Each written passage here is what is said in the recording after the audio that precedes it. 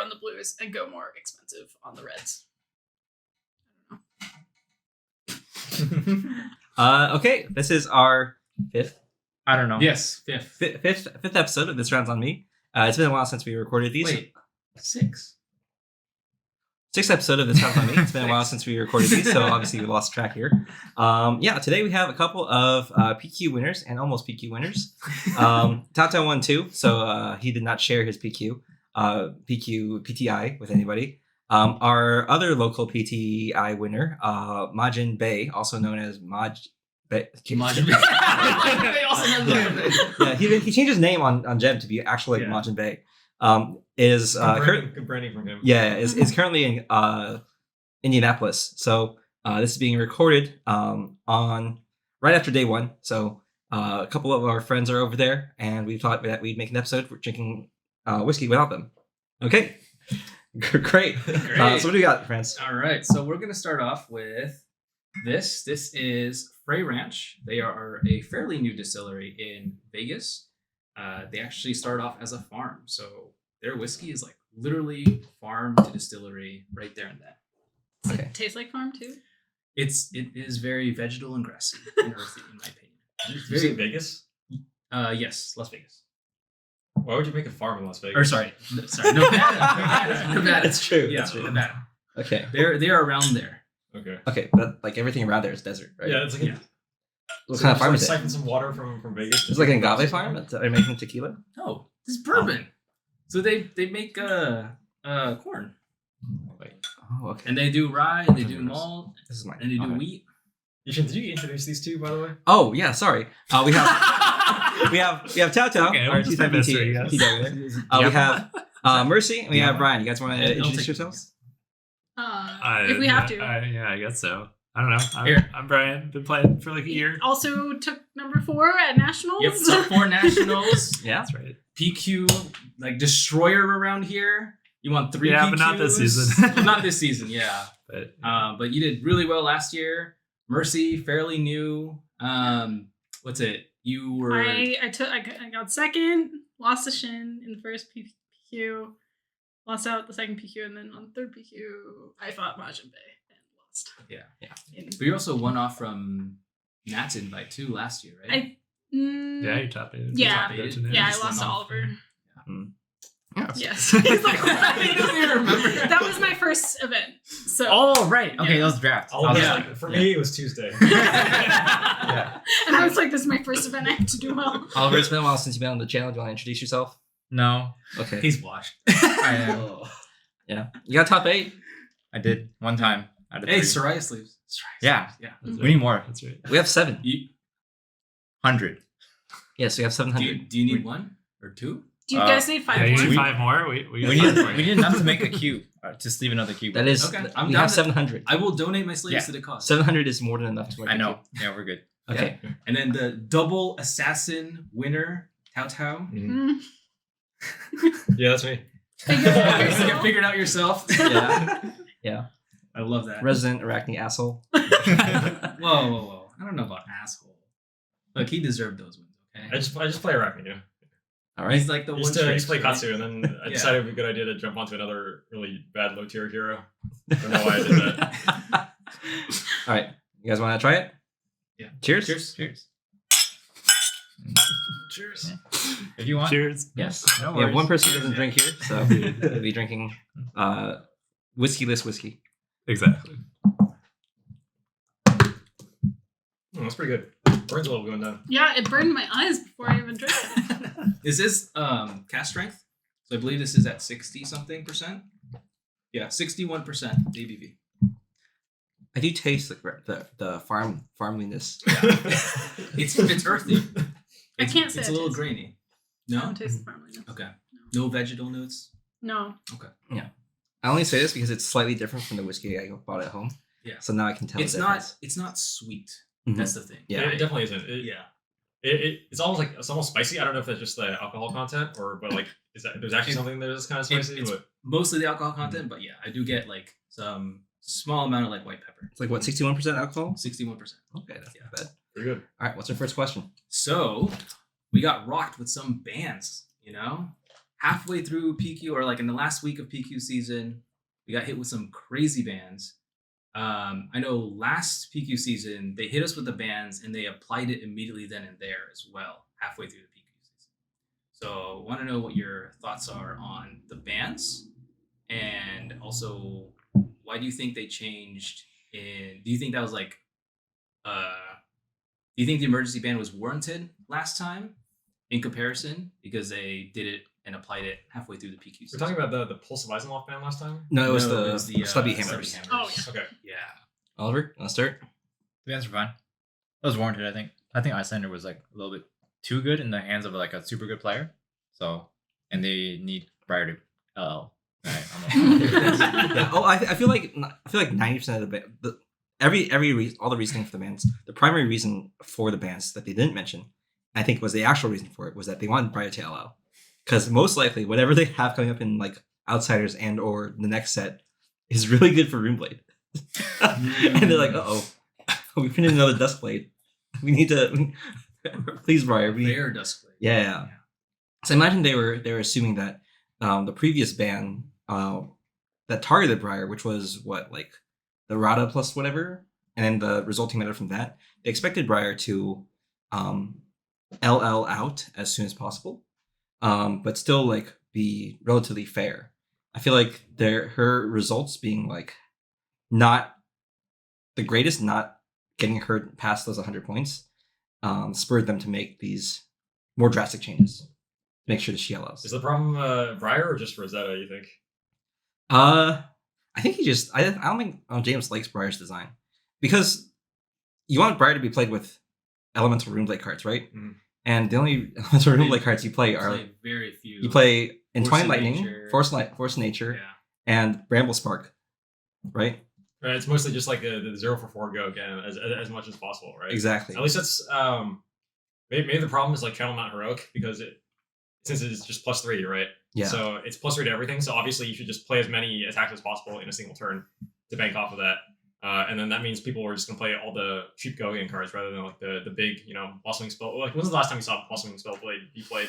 And that's like it's her card, right? I mean, to be fair, nobody in Lexi has played Ice Storm, so I mean, that's a dual fusion card. That's a hard one to so pull is off. Blossoming Spellblade. Yeah, but Blossoming says Yeah, meanwhile, and, Oakenhold is like- right? Is it and or? It's and It's and. Okay. It's and. Ice Storm is and or, so it's at least. No, no, it's and. It's Is and. it? Yeah. It's and. Okay, one of them is and or. It's The Flash Freeze. Flash Freeze That's is the and. answer. It's the one. Exposed to the elements. Yeah. Exposed to- It's the ones that don't have the class types that I see. are the and or. Okay. Yeah, I think in general, like, Briar and Tales of Arya were made because they were worried that people would consider talented designs too insular. So instead of having everything affect elemental Runeblade or just like Runeblade stuff, they're just like, we just like remove that Runeblade text. And so that's why we got Redline Briar. That's why we got the meta for the last 2021. Back to the question on the bands. Oh yeah. Oh yeah. What was it again? Belittle, Yeah. Little Amulet. Amulet Vice, Hypothermia, Winter's Whale. Whale. Yeah. Whale's biggest one of these. I think we saw that today on stream at least. Yeah. Where it was like Fatigue Oldhim versus Briar. Briar. Yeah. And it was like a 30-0 game almost. And big part of that was like the Winter's Whale not being able to apply pressure to the massive 5-card hand turns with CMH on board. So Yep. yeah, it was a good ban, I think. Oldhim going off of PQ results and Battle Hardened results, it definitely needed the hit. So that one's fine, I think. It's interesting because I think those turns he just kept one card in hand and Arsenal did. Mhm. If he kept 2 cards in hand, then the opposing Briar player's Force of Natures would have hit more. So maybe I'm not sure. I'm not convinced that the Winter's Whale was the main reason why Oldhim's such a problem. I feel like it's still going to be Crown of Seeds. Yeah. I mean, Crown of Seeds is a big deal, but like the difference between if you can save that ice card to be 4 on hit Frostbite, Yeah. like you strip another card from Briar's hand, I think you just play the matchup differently. Yeah, And, because like you would have to run more ice cards too. Yeah. Just to be like actually relevant, and like the Oldhim lets now essentially replace the ice cards with more defensive cards, right? Yeah. So it's more. I don't think that the Fatigue Oldhim deck that came out from these bans is more healthy for the game, because at least with ice you have to be semi-proactive, right? Yeah. Whereas this Fatigue Oldhim, like if the Briar didn't hit double force nature, he would have just fatigued, right? So Yeah, but does there leave more room to pitch stack that, right? Like I think this fatigue Oldhim is more beatable in some ways, or like you Yeah. can target it in different ways that the other, with Winter's Whale, Oldhim was just so flexible. You could play him Yeah. super aggressively, defensively, all in the same list. True. That was really powerful. I'm just glad in terms of like the fatigue strategy, it gives more agency to the opponent rather than the Oldhim, right? Mhm. So it's up to your opponent to know how to play against that.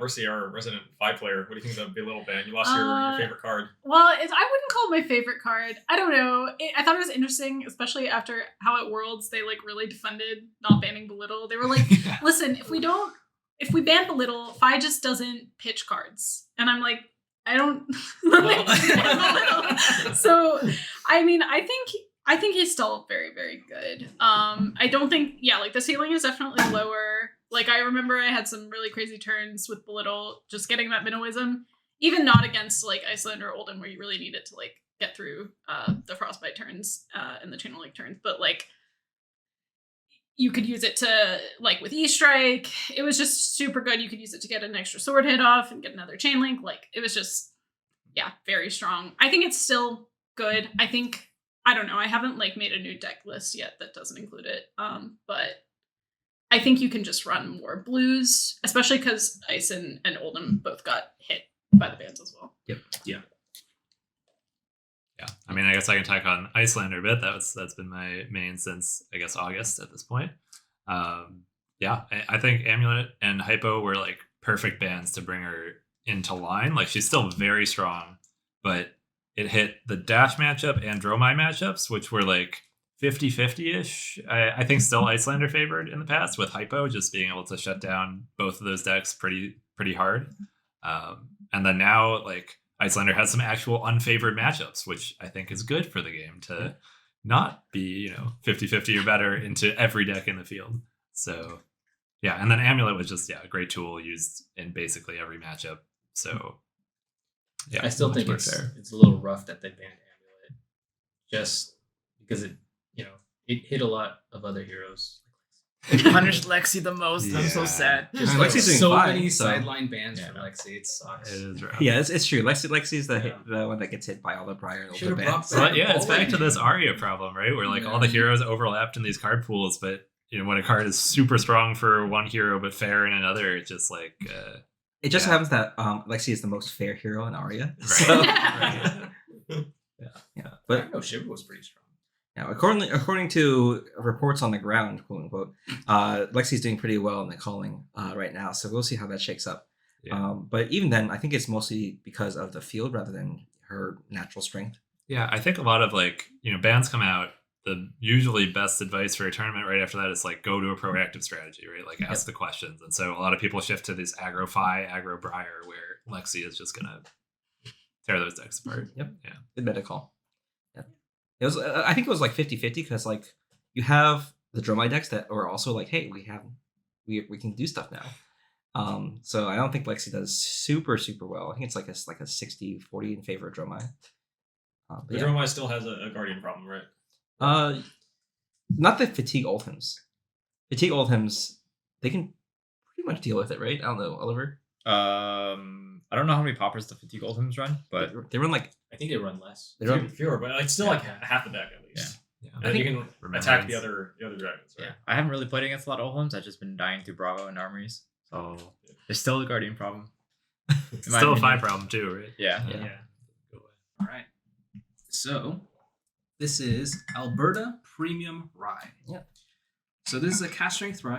I think this is 66%. 66%. I commented before we started recording that it looks like something from Safeway. So the reason for this is Alberta creates these fantastic whiskeys, but they don't actually bottle them themselves until last year. Interesting.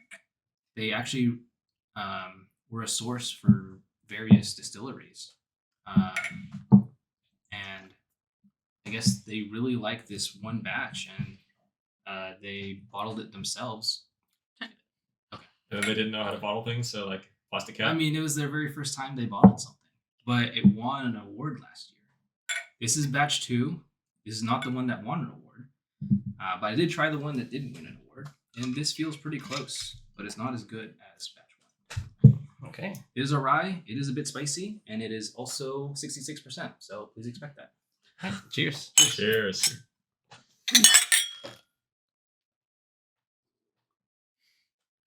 This one smells sweeter. Mm-hmm. Much sweeter. This is not as spicy as the first one. Really? I get it a lot in the still back like- end.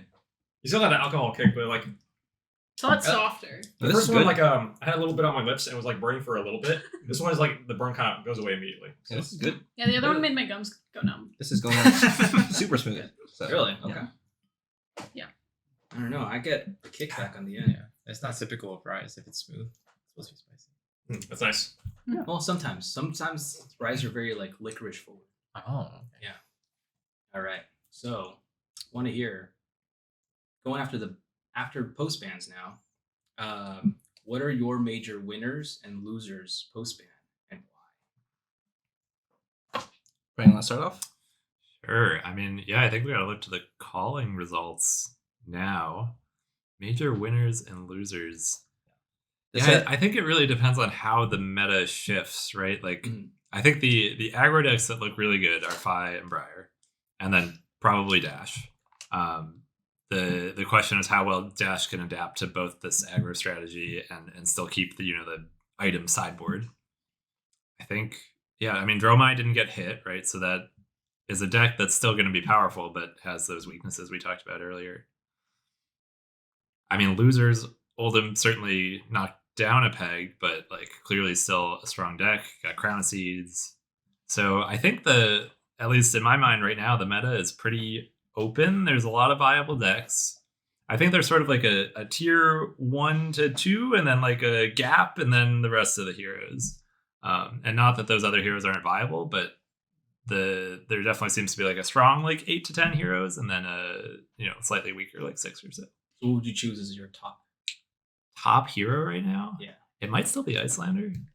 She's but maybe that's some bias talking. Briar, I think, of course, still super strong, can handle the fatigue decks, and now might be a little better off into Icelander, and still good into Dromai, and so it's sort of the whole field. Rights of Replenishment. So good. Yeah, Hey, that was that's another element of pretty- the They're finally running them. them. They're finally running them. yeah. So Flesh and Blood as James White intended. But they can also just run 2 evergreens instead, and it's just an earth card, right? Yeah. And it's like it does a similar thing. I think with the Evergreens, you have to arsenal them, which makes them a little bit more of a liability. Mhm. With the rights, you can just draw them. Right. Yeah, I think Dash is going to be very well positioned. I think she's just very versatile, even if she's aggro. I also think we're going to see Dromai creeping in like just a little bit more, because I think, like for example, like Fi is a really bad matchup for Dromai, but I think possibly the Belittle ban is going to give Dromai a little bit of more room to work with before Fi's like really pop off, and just that little bit of extra life can be enough to like set up some more dragons and really start like punishing Fi's who either like aren't consistently hitting face or aren't consistently clearing the dragons. But yeah, I don't know. We'll have to see. Yeah, like Brian said, how the calling shakes out. What are Fi's replacing their Belittles with? Blues. Yeah, I saw her ride the Tailwind on stream. Yeah, I saw that I too. saw I that, was like, yep. that's Yeah. kind of spicy. That's pretty cool. I do think there's more room for like diversifying the Fi lists now that Belittle's out. Sure. There's much more head jabs to run. Yeah. Ride the Tailwind being one of them. Yeah, I think Belittle let you run more, like, cheat your one costs a little bit. Like, you get around the Soaring Strike and Mounting Anger, and I think you might have to cut down on those numbers. Like, maybe you can still run those too, but, like, then fitting take the tempo maybe at the end of your chain is a little harder, so. I wonder if we'll see it go the other way with just like go heavier on the blues and go more expensive on the reds. Okay, Taotao. How did Arachne fare? I think Arachne is a big winner, going from F tier to like E tier. Yeah, so his nightmare matchups, right? Oldhim. I think it doesn't really change the unfavorability into Oldhim, but there's probably going to be fewer Oldhims running around because like people think he's worse. I mean, losing winners, well, it does make the deck worse. So probably fewer Oldhims, so less chance of running into one. Dromai was a winner, so like probably maybe a little bit more drumized, so that's bad. But like the other two bad matchups, Icelander and Phi. Phi, I think Belittle was like such a huge combo extender that going like your chain links on you might lose like 5 chain links over the course of an entire game just from that Belittle ban, because the 3 Belittles plus you have to run more blues, so like your each individual chain link is weaker, or you're running bigger attacks which tend to be a little bit like easier to block out with D-Reacts. Some problems I've had with Phi's coming in with a lot of 3s is that if you have D-Reacts in hand, sometimes you're overblocking with those D-Reacts, and it feels kind of awkward. Either way, I think that maybe Arachne gets a few points into Phi. And then for Icelander, Amulet was massive for the Ice Eternal combo turn. Losing that means that I need 1 Fury Pot out to survive the turn, or I can I don't have as much, like they can't sacrifice as much into the Warhorn, and like not just Arachne but other long game plan decks playing Warhorn into Icelander can pop an energy potion instead. So I think I'm definitely feeling better about it. However, I'm not really gonna play any major events until Outsiders releases, and that's gonna change everything. More assassin cards coming in, so it's probably a moot point. But I think overall Dromai probably a decent winner in this one. Just because like losing, not having to face against Hypothermia and then not having to face Belittle, it's like 2 points against 2 of the most common matchups in the entire field. So yeah, Well, it's good for you because as long as you stay within the XO bracket, you'll dodge all the Drumeyes because they all lost the round 1s to 5. Yeah. I actually thought Dromai would be the loser. what's that? Because we would go into a more aggressive meta with Briar's Dash and Phi still at the top, and maybe even Lexi's too, to prey on those top 3 aggro heroes. I think the biggest winner is Briar, and the biggest loser is Dromai. Yeah, I think I don't know about winners and losers because I'm not super tuned into the competitive meta, but I do think overall it feels like a lot of the matchups have become more polarizing, and playing the gem game is a little bit more important now. That's just how I feel. Like that's just like seeing the like post game field where you have much more polarizing decks that have like my matchup against Briar is not good, or my matchup against Phi is not good, but I can just like clown on these dashes. That's fine, right? I feel like there's gonna be a lot more of those, and it's gonna be. I'm not sure that the ban will create a better meta, but at least we won't have too much data to go off of to really get a clear picture of it. It's just this and like a couple battle hardens, right? So Yeah. Well, we have the Calling Auckland. oh right, yeah, where people can just go straight up to James White himself and be like, why did you ban this? Was Dustblade really a mistake? Yeah, just go from the 0-3 table to directly to where James White is like shaking hands. Yeah. What do you think, Ryan? Oliver? I had something and I forgot. But it's mostly what France was saying. Like the aggro is probably more prevalent. I think Briar is probably the biggest winner, as well as Dash, mostly because of the loss of Hypothermia. I don't think Dromai lost because the aggro is more popular, but I don't think she also gained that much. So there was another hero I forgot, but it's probably not relevant. If I forgot, it's not relevant, right? Yeah. Lexi? Reiner? It might have been Reiner. Bravo? Dorinthia. Dory? Yeah, oh yeah, Dorinthia. Yeah, it was Dorinthia.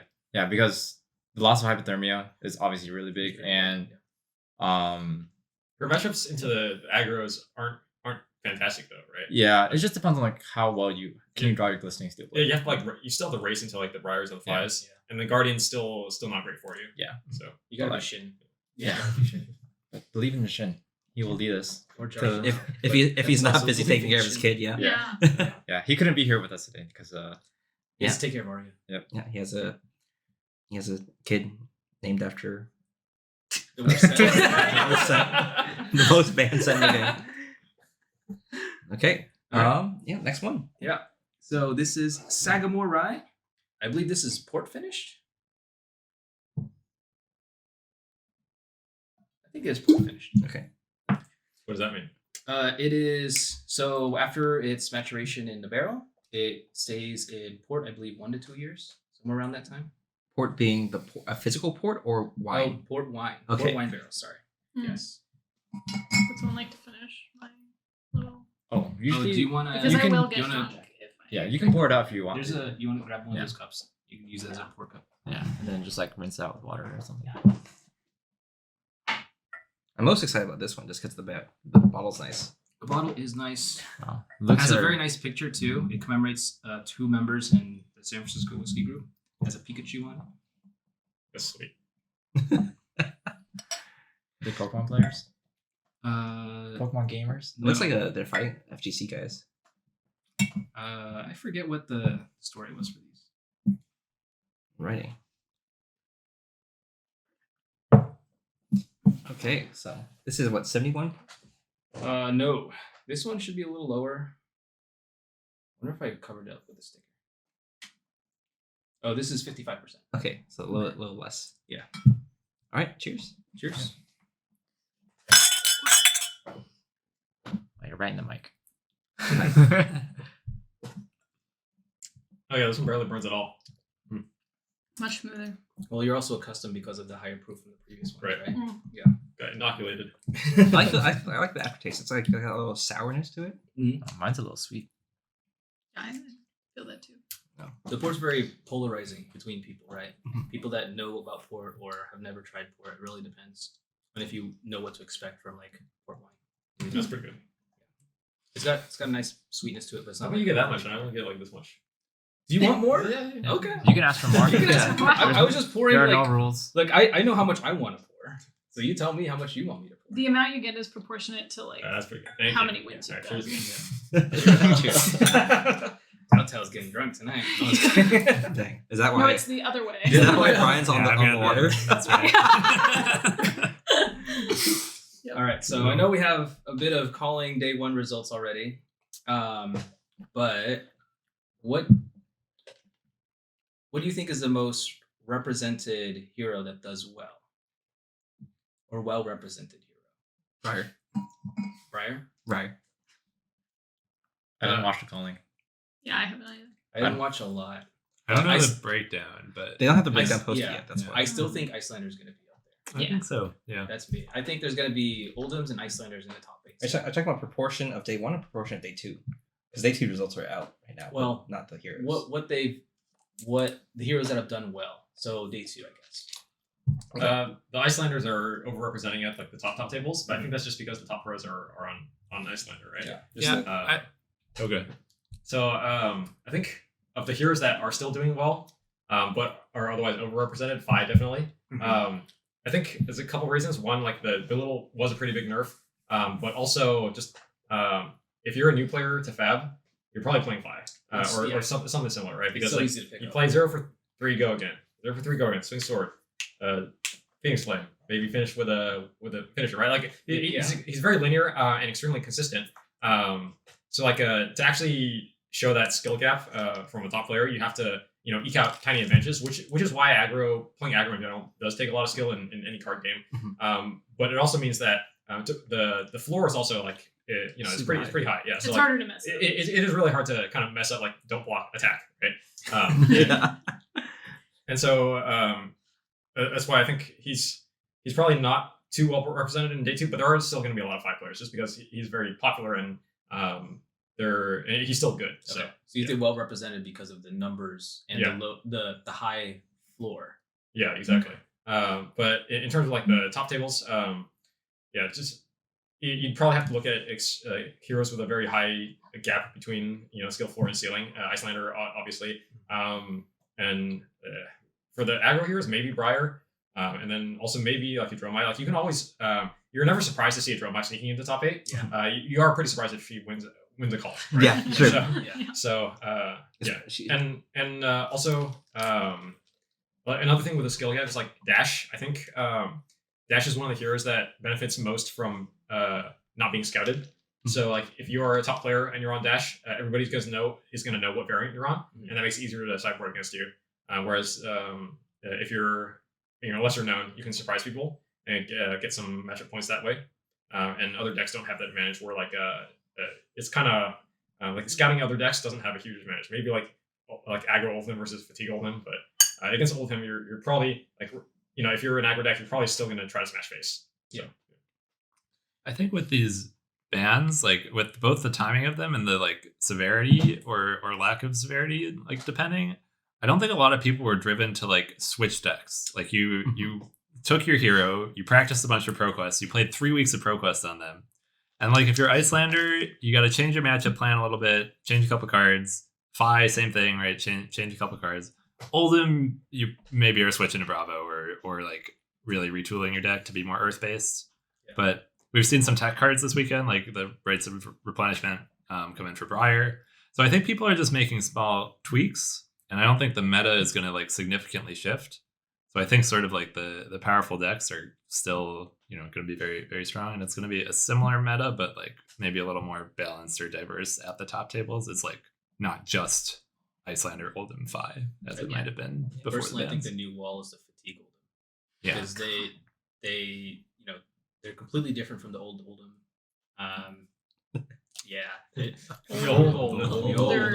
Older him.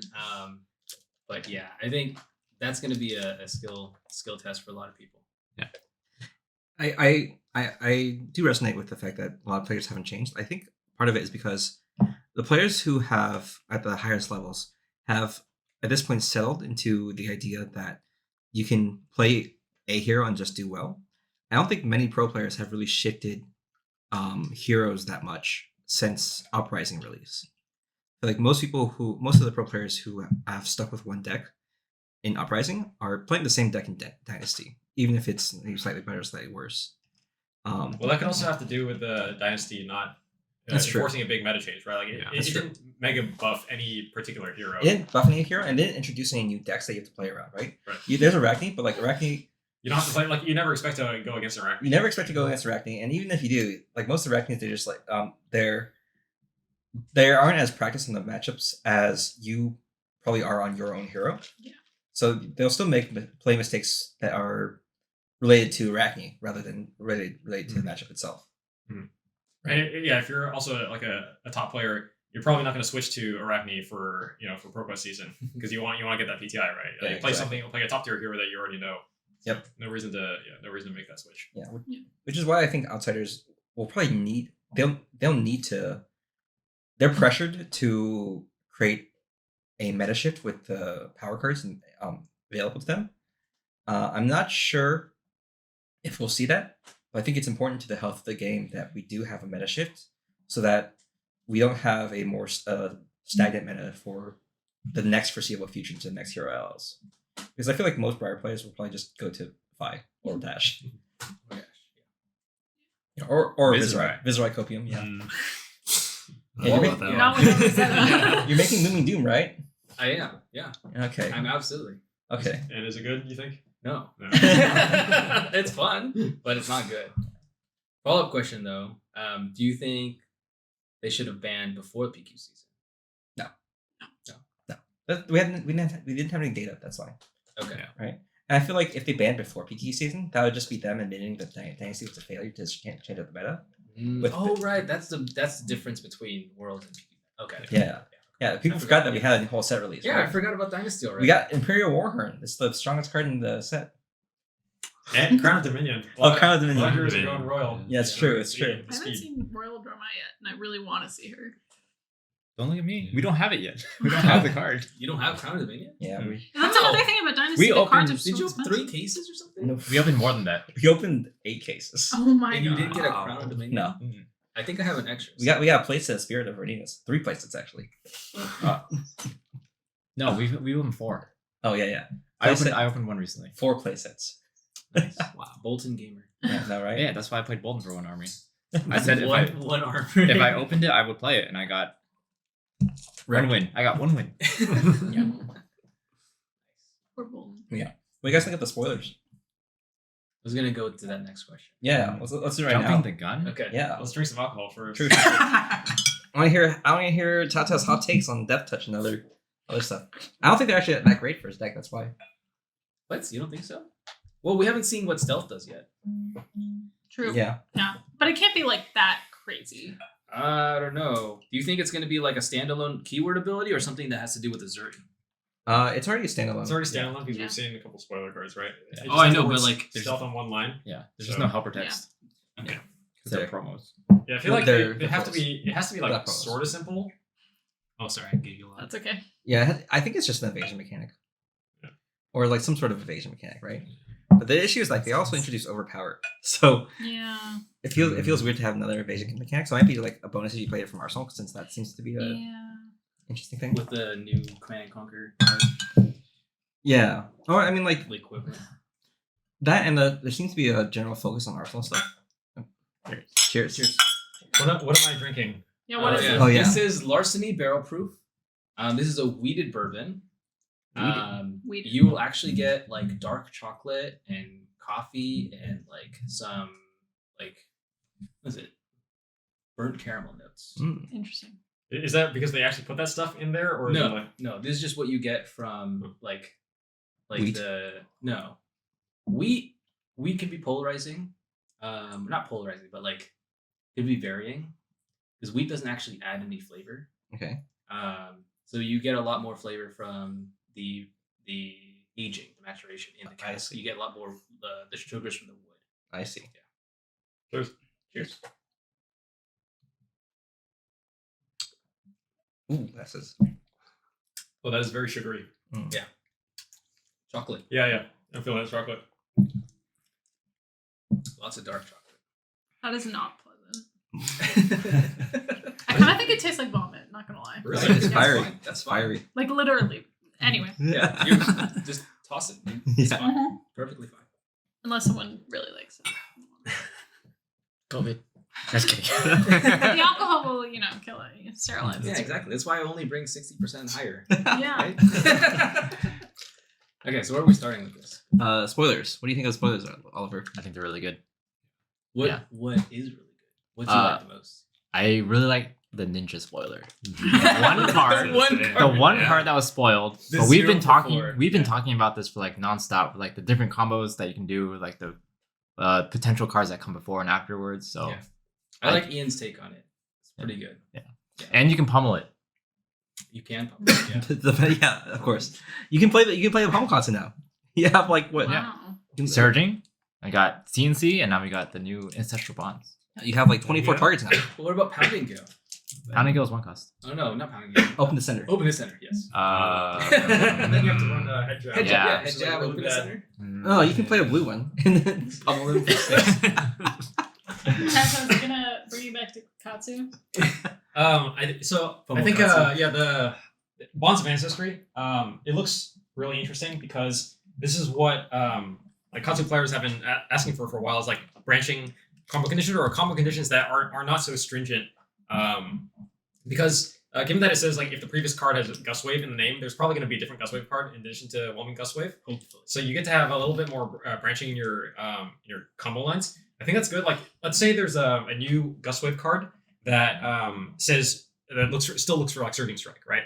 But that means that if you run like the 3 red Surgings, you don't have to run like a 3 red Whelming and 3 blue Whelming. And then like if you run out of red Whelmings, then you gotta pick up your blue Whelmings to continue your combo line. Instead, you could have like a red of another Gust Wave card to essentially give you more copies of like actually good good attacking cards. Bonds itself, as we've said, like if you discard a Fluster Fist or a blue 100 wins to Katsu, then you can find a red Fluster Fist or a red 100 wins, and then it's like a 0 for 7 or a 0 for 8. So that's pretty good. I think the card I'm most hopeful for out of the existing existing spoilers is Death Touch. 1 for 6 from the Arsenal. Ranger or Assassin. So I don't play Ranger, so I'm not going to speak to how the Ranger plays, but this does pave the way for a much more aggressive Assassin play, which I play Fatigue Arachne because it's really the only viable way to play him. Like if I had a choice between various archetypes, I would not be playing a Fatigue deck, but it's the only way to make him work right now. But Death Touch, blocks for 2 because like it's a Ranger card, so obviously it can't be that good, right? This is Ranger tax added up to this card. But if you stick it in your arsenal, you come in for like you can block 3 cards, hold a blue, and then you can dagger into it, and then your 6 becomes like a 3-card breakpoint, which is really good. You can also, if you have a Codex as your only card in hand, and let's say you have a Tunic counter, you can Codex for the Death Touch. and then tune a counter for Death Touch. Or if you don't have the tune a counter, then you can Codex for Leave No Witnesses instead, right? So Codex of Frailty, the card that was previously revealed, very good for that kind of recursion. And the effect itself is just it's really excellent on hit. Even if you don't on hit, 1 for 6 is really powerful. And like the 3 tokens you either get conditional 2 extra damage, so in which case it can become a 1 for 8 against aggro, or you get inertia, which stops all arsenal plays, so it stops Ranger, it stops Icelander, right? Or you get the Frailty, which is -1 to Kadachis, or to I guess against Guardian wouldn't be too bad if they're trying to hammer you a lot, because 3 is a lot less than 4. Against daggers too, or against the Rangers too. Yeah, Screws over Rangers again. right. Cards from Arsenal, yeah. So yeah, just the versatility of it. Like I think if you have a lot of cards in your deck that generate inertia and then tokens, and then your opponent's on fire or something, and then like they just never Arsenal, then it's very bad, right? But you have the option to instead go for a Frailty token to just -1 on their Emberblade is not bad at all. Or if you're trying to race, you can Blood Rot them, and they're probably not going to pay 3, so like then it's a 1 for 8. So just having that versatility with no real downside on the attack itself is great. The main problem comes from its casting condition, which is not from the hand. So unless there's a way to play it from your graveyard, you're probably going to have to Arsenal it, and you can't block it with it because it's 2, or you can block with it, but it's a very inefficient 2-point block. So I just overall think it's really good for if you're going for a more like mid-rangey style where you can block with some cards, Arsenal, and then like go for another big turn later. So see, this is why the 2 block is important, because it encourages you not to block with it, encourages you to Arsenal right. it. Yeah, really excited for Codex of Frailty. Yeah. Well, I have my own opinions on that. Actually, I'll expand on them in a bit. But you guys have any opinions on the spoilers? Yeah, I think what I'm seeing so far, at least from this first set of 10 to 15 cards, like Death Touch that Taotao mentioned, the Codex, like the Quiver even is interesting. Like they're these powerful cards that like really does seem like what was said earlier of like trying to shake up the meta or make sure the set has an impact. Yeah. Like it looks like there's some really strong stuff in here. So yeah, I'm very excited to see more. Yes.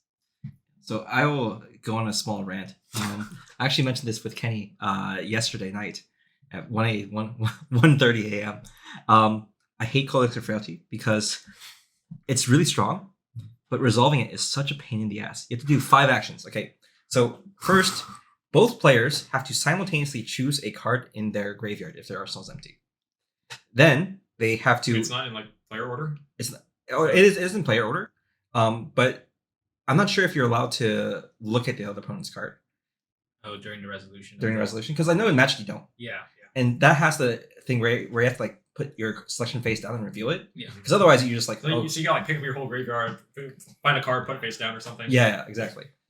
After that, the player with the Codex, or both players, have to choose a card to discard, which may or may not be influenced by the card they chose from the graveyard, right? Mm-hmm.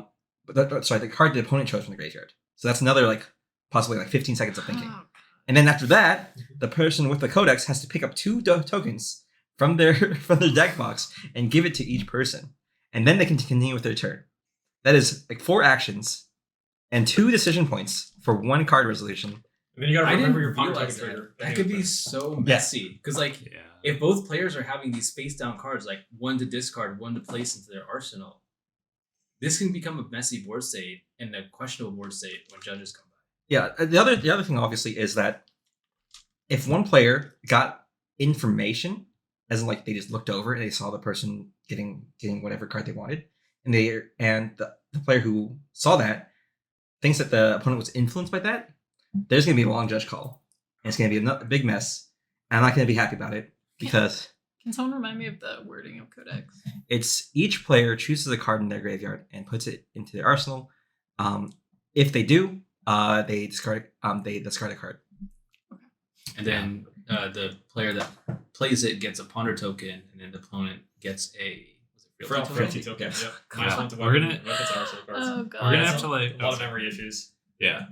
We're gonna have to like either hold the graveyard or like flip your graveyard upside down. Because like, what if you take the top card of your graveyard and that's the one you want to put in your arsenal? Right. Yeah, I think if it's like actually like a simultaneous reveal, then I think what the players are gonna end up doing is like, okay, each of us picks up our graveyard, shuffles a little bit, looks up, picks one card, puts it face down, and we simultaneously reveal, right? And then each of us discards a card, also, simultaneously. Face but down. I thought you can't shuffle your graveyard. Yeah, I can thought you you shuffle have your to keep graveyard? it in the order. No, you can You reorder. can reorder it. You just can't like reorder it in a way that like picks stuff out and makes stuff invisible. Okay. It's an anti-slow play measure. So Sure. it's not like super tight as long as you're not like spending years Okay. doing stuff. So right before you play it, you just ask your opponent, "Can I look through your graveyard?" And you spend like 5 minutes memorizing it, and then you put it back, and then you play the card, and then you look through for the one that's missing. Right, because like You don't even reveal the card too. The card that you don't reveal. It's It's secret. face down. Yeah. So God. so that changes your things like because you might want to just get Arsenal Destruction, right? And if you're getting Arsenal Destruction, then maybe your opponent chooses something else, right?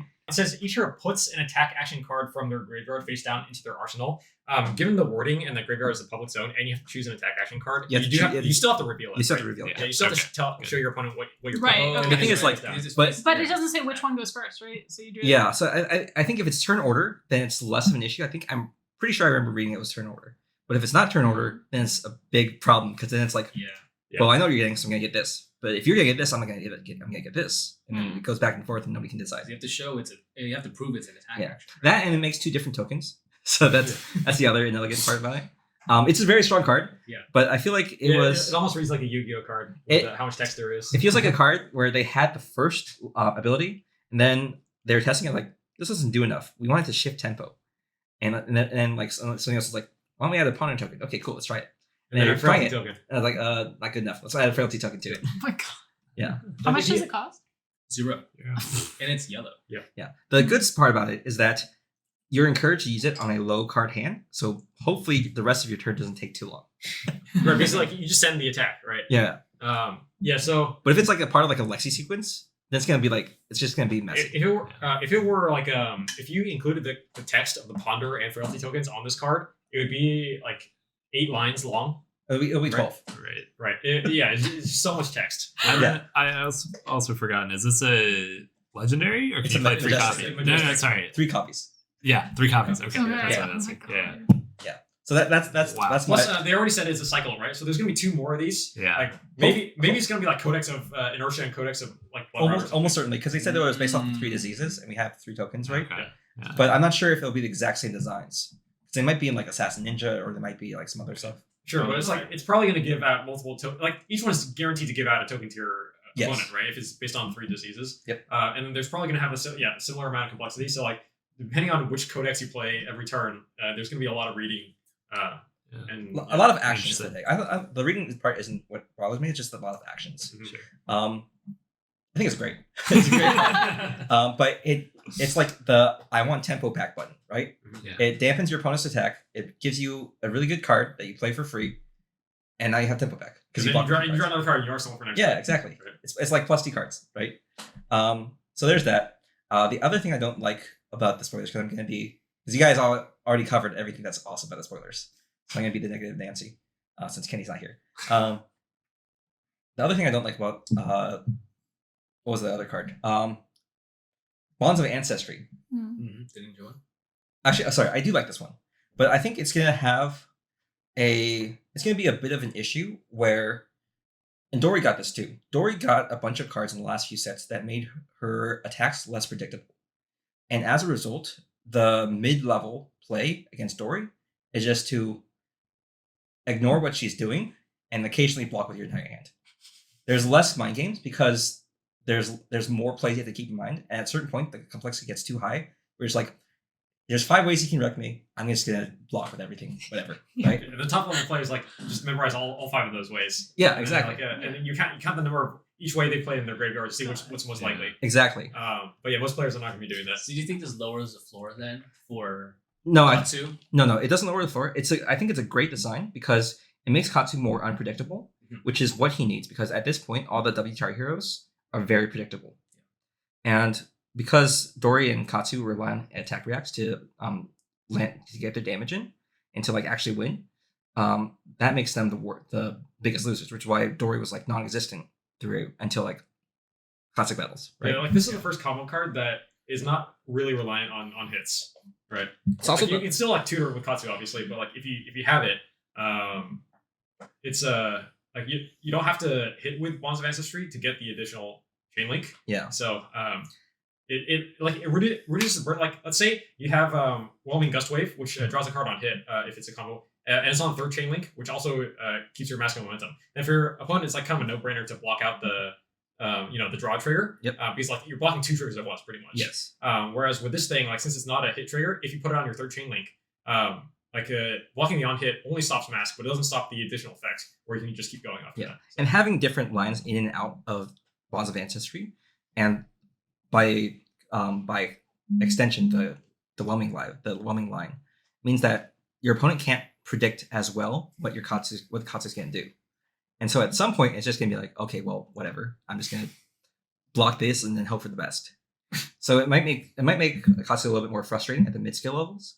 I think Katsu benefits from this for sure. I'm not sure if it will make for better gameplay on the opponent's side. Right, but for Katsu and Nori, like they already benefited from opponents not knowing everything they do, right? Mm-hmm. Like even Katsu in his current state, whether you're playing like the old fashioned like Lord Wind lines or you're playing the newer cat lines, if your opponent doesn't know how to block out the chain links correctly, they're still gonna get massively punished. Yeah. Right. So But I feel like part of why people don't know that is Katsu's just not very common to play against. Right? yeah, sure. It increases the time it takes to understand how to play against the deck, basically. Mhm. So I do think it's a good design, but I do worry that we might get to a point where if we keep on adding things and we keep on trying to make these old heroes relevant, by making Dori and Katsu less predictable, it's going to have a negative effect on the opponent play experience. Where at some point you just can't be reasonably expected to know all of Katsu's lines. Yeah, that's my rant. It's good. They're good spoilers. I like the spoilers. But I just I'm interested in how long and what the kind of end state they see for like these decks. Maybe they allow before it happens or whatever, but presumably Katsu's going to be around for a while and Dori's going to be around for a while. So I like it. I like that. Okay, Personally, I don't see that. Mhm. I actually like that it gets tough for the opponents to predict, because you don't know what Mhm. is in their deck or what tools they're packing. Yeah. Like Shin played Pummel in his fucking Dory deck, Yeah. and now it's like catching mainstream because it's so good. Now Shin's going to move off of Pummel. Yeah. See, like I said, this is why Pummel's the best card of the game. You don't have to run the card to get value out of it, right? You just pitch it. Right? You just pitch it. No, you don't even have to run it. You just have to have It's it in such a your deck. mind game. Yeah. You just expect it because it's Shin, right? Because Shin's the one who pioneered it. Now you just have to Oh, run that's it. fair. That's Now fair. you just expect the Pummel on every CNC. You're like, oh, where's the Pummel? Where's the Pummel? And it's just like, oh, I took it out at the end of the game, right? Oh, that makes it fun. Yeah, I like it. it really makes better good stories. But I just do have that concern of like in the future, what's it going to look like? Do you think it's like a frustrating play experience? I think at the mid skill where you know some of Katsu's lines, and some of you just like outplays you because you just forgot a card existed.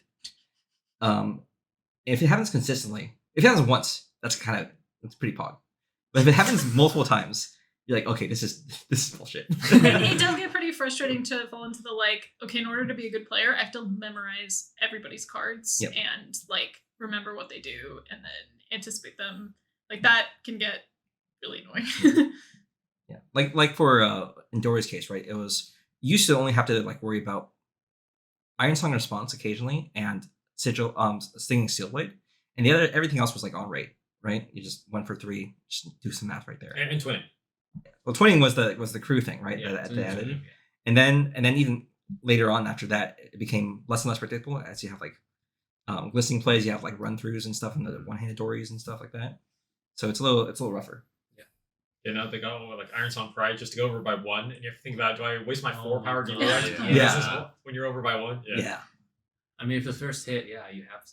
You Yeah. absolutely do. Because it covers the +3 if they have a +3, right? Mhm. Yeah. I had that last night. I was playing a Dory last night. Just like, they went 8 to my 7, like after an immovable. I'm like, this feels bad to sink. You should have played it from Arsenal. That was my immovable. Or no, my never mind. My immovable was from hand. Because it was 7, not 8.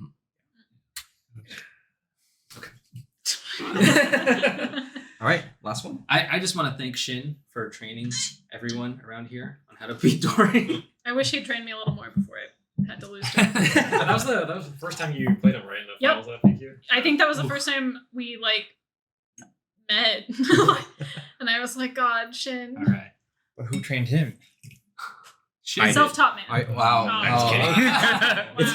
No, I Gosh, beat wow, obviously. I beat him a bunch as when we were in the crew meta with Control Katsu, but he's gotten a lot better since then. You want some of this? I remember. Yeah. Yes. Yeah, because you were playing Katsu in the crew meta. Yes. Control Katsu. I remember because I remember coming back and you going like, I want to play Prison now. 70? Oh, Some after Fresno? that one RTN. Yeah. After the first RTN where you didn't win Let me know if you the want. tunic. So, throwback from the very first episode. This is the Jack Daniels Koi Hill. It is a special release every year. They do something different. So this one in particular was a specific warehouse or area, and this was but like bottled at 70% alcohol. So it's like just regular Jack Daniels, but more concentrated. It's a single barrel Jack Daniels where the heat was so intense that it actually increased in alcohol, like significantly. Okay. All right. Yeah. Honestly, their special releases are really good because I do not like the regular Jack Daniels. All right. Cheers. Cheers. Cheers.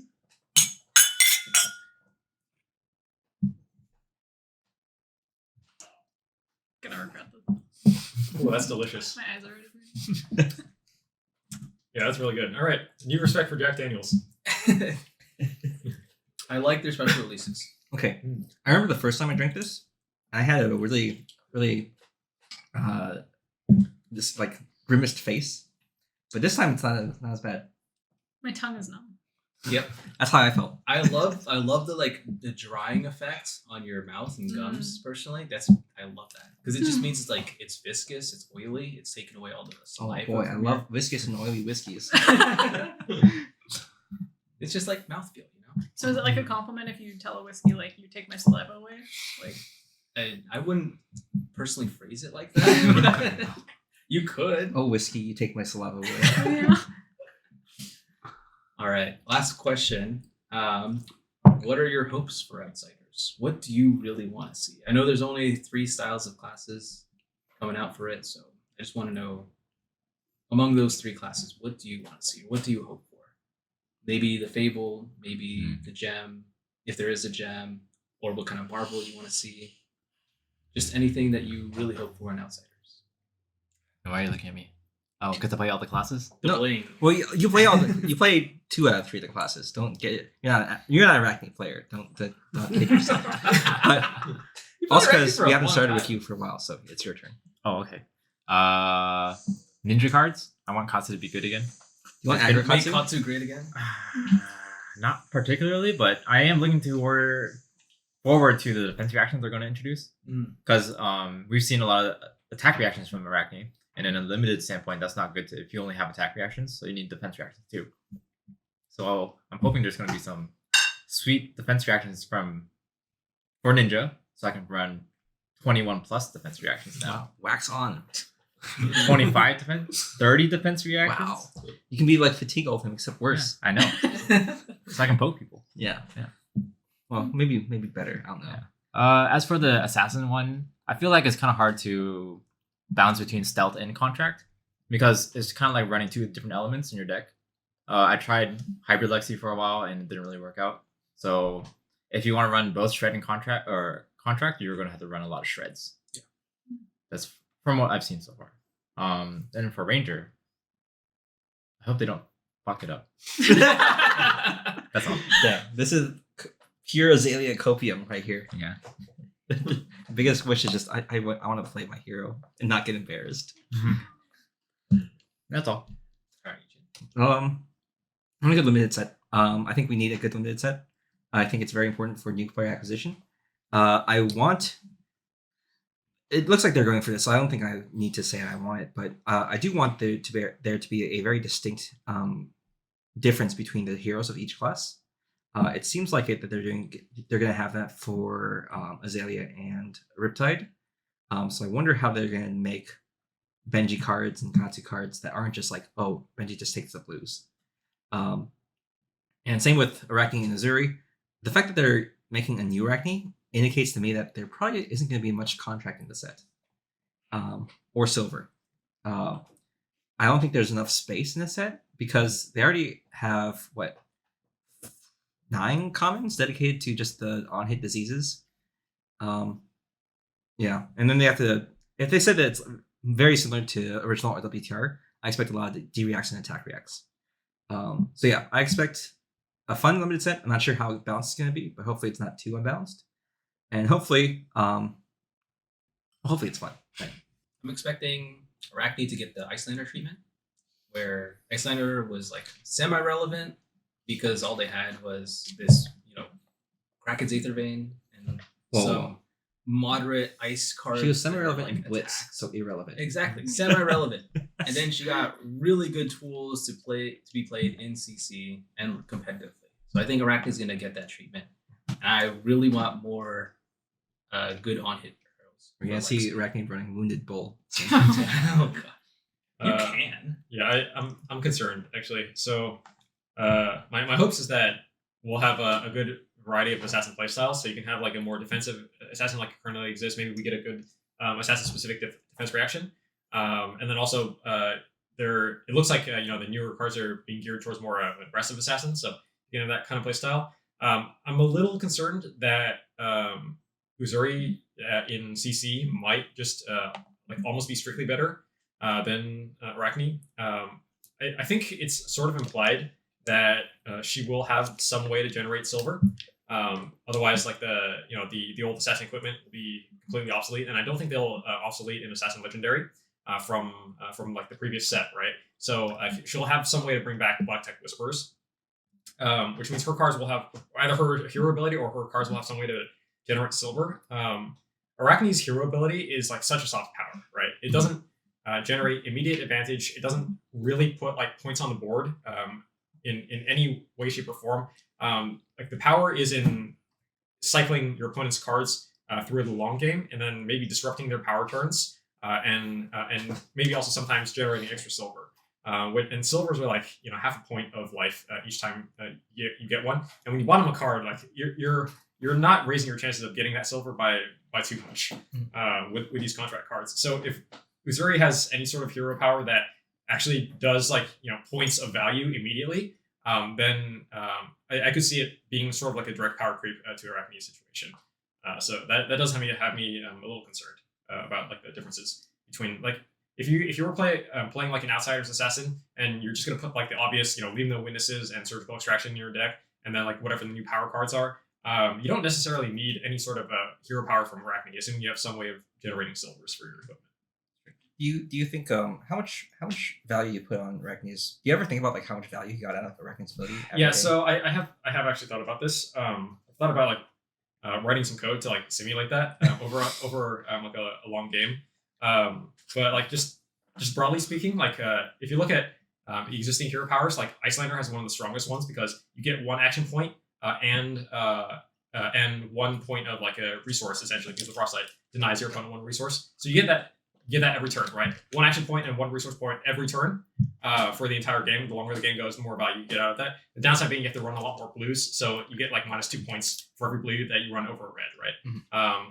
And then like something like Dash, where if you start with a Teklo Pounder, that's like 6 points of damage, right? Yeah. So like those are pretty easy to measure. And then you have like the less tangible ones, like Katsu, where you're trading your non-synergistic card for a combo card, where if you have the combo condition, all the combo cards are above rate when you fulfill the condition, and they're below rate when you don't fulfill the condition. So in that case, you might be going up like 2 or 3 points of value per turn at the cost of like cycling out cards from your deck faster and fatiguing yourself faster, and like stuff like 5 where it's just like 1 damage every turn. So with Arachne, you're not getting anywhere close to 1 point a turn, and the value has to come in a combination of like getting additional silver, which depending on the spread of like where your opponent's cards are, it might be like a third of a point every time you bottom a card, and then and you might not do that every turn. Like you might do that once every 2 turns. So that's like a really small value already. And the other advantage comes from spreading out your opponent's damage spike turns so that you can fatigue them more easily. And that's really hard to quantify. Overall, I think you're getting like way less than half a point of value from Arachne every turn. And even in a long game, like, it really doesn't add up to all that much. Whereas like the other, all the top meta heroes, they generate like quantifiable amount of points like every turn. Yeah. So that's why I'm worried like if Uzuri has an ability that puts silver on the board just from her hero ability, then it's going to be a lot stronger than Arachne's soft power. Someone remind me, I think we were talking about this. What does like the word usury mean again? It's something about money. Yeah, I can't quite Oh. remember. It's like Usury is money lending. Yeah. It's an old-timey-ish word for money lending.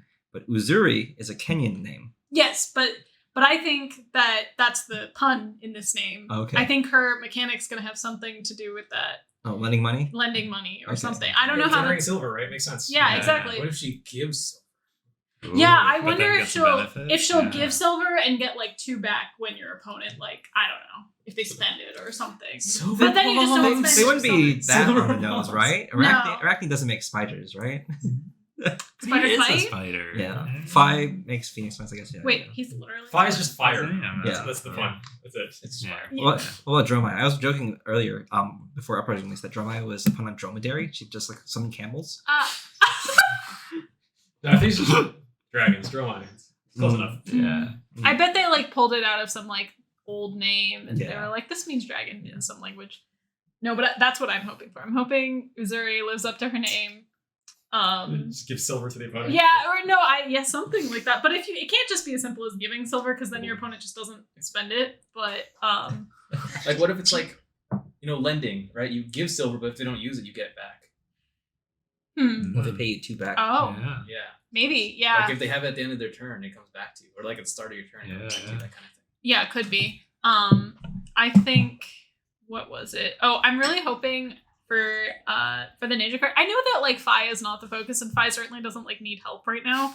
But I'm hoping it diversifies the viable decks for Phi and allows Phi to go more into just non-draconic cards. Because right now the difficulty of bringing like just like plain ninja cards is like, yeah, you can't. Doesn't trigger Emberblade, that sort of thing. I just want to see Phoenix Flame Phi. The Phoenix Form Phi. Yeah, I know. I also do. Yeah. But I can also count on one hand the number of games where I've played 3 Phoenix Flames in one turn on one hand, but also the deck's not built for that, so whatever. But yeah, and then I think it'll be very exciting. I don't have much hope for. I try to reserve my expectations for sets, especially after I like really pegged Adult Kasai coming in Dynasty, and then James White was like, nah. It's so fitting too. Yeah, Dynasty Warrior. No. I know, exactly. And her story matched so well to like the set. I just to assassin. Yeah. Kasai's too poor. She only generates copper. One day she'll be rich. Yeah. She's gonna reclaim her birthright. Yeah.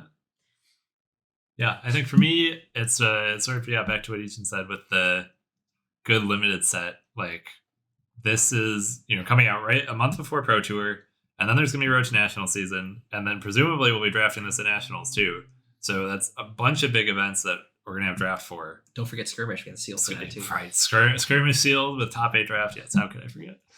And then so I think that's gonna be very exciting, and I think Uprising was a really fun draft set. I still think the games were super fun, but the draft was still not that interesting. People were locking in pretty early. Force Phi, was this common thing. But with 6 hero cards, I'm excited for this dual class stuff to possibly leave things open a little longer. But yeah, I just hope the set is fun and enjoyable to draft and play, and people don't feel like they're just stuck either forcing a hero or I don't know, yeah, with the way the past draft sets have gone. Dual class just kind of sounds like talents with a different name. Yeah, that's my big qualm with it. Because one, I think the frames look ugly because they're just two halves of each class. It doesn't match. It's not symmetrical. And like I said, it's like a talent. And now that we have the 3 diseases, that's perfect talent space, right? Yeah. Well, but I mean, how are talents in draft, right? I think Tales of Aria was a very interesting draft, but the way the heroes were made it maybe not so interesting. So here's the thing, though. Tales of Aria has the same structure as Outsiders right now. Right. Same number of the cards in distribution, in terms of commons and stuff. And then obviously the hybrid cards are taking place with the elements. Mm-hmm. So the draft should be relatively similar, at least in structure, to Tales of Aria, which is good, right? Because Tales of Aria is great draft shit gameplay. Yeah. So I guess my hope is that the gameplay, matches up to that. Right? Yeah. Yeah. What did you think about what shit was with Tales of Aria? Gameplay sucked. You played like We 3 did- for 7s every turn with Oldham and blocked just 2 we cards. went That's over this- fantastic. We went over I this last loved time, it. remember? I don't know. It was that Briar dominated low skill levels, Ultim dominated the high skill levels, and Lexi was one drafter occasionally wins. Yeah, Yeah. because there's like the times where you're just like the old lone Lexi in your table. Right, but then also games were over in 2 minutes. Like the Briar mirrors, the Lexi mirrors, and the Briar Lexi matches were all over in 2 minutes, and the Ultim matches always went to 15. Yeah. I guess maybe that's also interesting. Like, I don't know. I haven't thought about this too much, but I think the past 2 sets have had this either like Dromai or Lexi problem where like if you're the one drafter, you're going to have a great deck. And if there are even 2 of you, you're then like, you're both kind of not great. If there are 3 of you, like forget it. Yeah. So yeah, hopefully that doesn't happen again. I think part of the issue with that is that there's always going to be a super easy to play hero that's just easy to get cards for, right? Monarch, it was kind of like this with Prism, but not really. Tails, it was Briar because Briar's just like hit face, and then Uprising, it was Phi. So all the drafters who aren't super well versed in the draft will just go for Phi because it's easy to build a deck with him, right? And even if they are like well versed in it, it's like Phi's your panic button, right? If things aren't going remotely your way, you just go, oh sweet, ninja cards, right? So I feel like it's going to be the same with Outsiders. Maybe there's not going to be too much of a difference between like the Rangers and like the ninjas, but like I can see if Uzuri and or Neo Arachne is similar to build than the other one, you might just have like 3 Uzuri, 0 Arachnes or something like that. Yeah, there's a skill level thing right to it too, right? For sure. Yeah.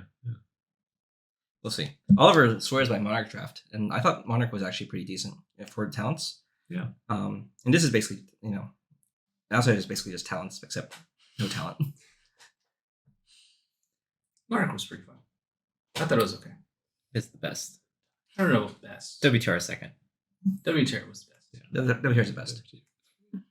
Actually, okay, I'm gonna. But you're never gonna get a set like that again because you need so many generics to make it work, and then they're not gonna print that many generics and have some of them be potentially too good, right? Could they reprint a bunch of generics though? Like I guess. I wouldn't mind Because that. lazy. Scar for scars. Yeah, like if you, I don't know, you had a draft set that like reprinted a bunch of generics, but it's just in the common slots, and then a lot of the rares are different. Like I think you could have I don't know. At least I think I would be very interested in that as a draft set. Reprint sync. I have a novel idea. Reprint WTR. No. We already had limited. You're gonna have limited too. Yeah. We need tunics. They're like $200 something now. Whoa, we have a history pack for that, buddy. Aren't they still like $200? You'll Yeah. take your whiteboarded cards and you'll like it. I like whiteboarders. Just Okay, well then. Heathen. Okay, so actually, I was gonna. Now that you touched on WTR, I am writing an article on this, and it's like some like 10 pages right now, which is really annoying. But I touched on why WTR draft was so good, and it's not because it had so many generics, but because it had a lot of sub avenues to go down. In the generic file, you had 3 different pairs of generics. You had Demolition Crew and Flock of Featherwalkers, where you just drafted a bunch of those and they just played off each other. You had Nimblism, Nimble Strikes, where you just drafted a bunch of those and they played off each other. And you had the Slogism, Regurgitating Slog, where you drafted a bunch of those and they play off each other. And these all can pivot really easily into the heroes because 2 cost, 1 cost, very generic like themes. So when you're drafting WTR, even if you're not drafting like, not only do you have like your normal hero builds, but you have like 4 or 5 different avenues to go down that are just like slightly off meta builds that are just kind of fun to play. And having those options available to you, if you just see a bunch of like Slogisms being passed to you, and being able to make like a Slogism Rhino deck or a Slogism deck or like a Pummel deck, right? That helped add a lot of depth to WTR in the drafting phase. So they just have to emulate that where you have sub avenues of stuff, which is why the split classes into 2 different heroes is trying to do, where you have 2 different options after you draft your pile of assassin cards or pile of whatever cards. But I wonder, because ideally you want to have multiple different builds for each hero. So if they can have some minor builds that you can just like iterate on like a bunch of cards for a specific hero for, then I think that will make the Outsiders draft very similar to WTR. Sorry, I didn't explain it well, but it's kind of what I'm thinking was like, as long as you have different ways to build a hero, your draft experience is going to be good. Uprising was terrible in the drafting phase because there's only one way to build a hero. There's literally only Yeah. one way. Whereas with WTR, last week I did a WTR draft and I played Snapdragons and I played Razor Reflex and Rhinar. And because you have the one cost attacks. Yep. And you just draft all the one cost attacks with like Razor Reflex and block the Featherwalkers, and you have a great deck. Savage Feast, Snapdragon? You Or like, even Savage Feast? you like Razor? you like Savage Feast into the club and it's like 11 damage. Like this is great. It's so Yeah. good. Yeah. Didn't the original Rhinar deck run Snapdragons? Like the starter deck run Snapdragons? I think so. That's Yeah. because this deck sucked. Well, it's still like their intention. That's how they designed it. But yeah, that's why I think WTR was good. Is because you just had a lot of different options. I don't think you need generics for that. You just need Yeah. to that's subdivide fair. your pools. I think it'll be a good draft set. Yeah, I'm excited. The tokens look very fun to play with on both your side and the receiving end. Mhm. Lots of more decisions that are like meaningful but not like super punishing. Just take every card that generates what's it called? Blood Rot Pox or Mhm. something. Just take every card that generates that. That's the thing, right? If you can do that, and there's like one or two Majestics that are just like, if you have Blood Rocks, every time you like generate Blood Rot Pox, you get like another token or whatever. And you can like do that as a sub-theme of like a sub-theme hero, then that's great. Blood Rot Hex. Yeah. Or it doesn't have to be that. Just like a sub-strategy that you can draft with Azuri or whatever. That just like Blood Rot Azuri. It's That'd great. be Yeah. sweet. That would be cool. Okay. That'd actually be Sweet. pretty sweet. Yeah. Just take Like, every it- codex. Especially if they make it so like, one disease is more favorable to one type of hero. Yeah. But you have like sub themes, Yeah. Like if they're spread out between the heroes. Yeah. That'd be cool. Okay. Okay, cool. Sounds good. Yeah. Yeah. So anything else in the works, Oliver, that we're planning for prior to Uprising? So I'm gonna be out of the country in the next few weeks. But I know we're gonna do a limited review once Uprising Outsiders comes out, right? Yeah. Okay. Kind of a limited review. Kind of. Yeah, it's just like like how to draft Uprising or not Uprising Outsiders, because it seems like, as you were saying, there's a lot of depth to it based on the number of heroes that you can do. So Should be pretty fun. Yeah. We'll probably see if we can make another cube out of it. We'll see. I'm not sure Yep. how great that will be. But yeah, we'll be doing a lot of limited stuff. Mhm. Edging in on Yuki's turf. yeah. Collaboration. Alrighty. Well, Alright. thanks for watching, guys. Cheers. Cheers. Cheers. Yeah.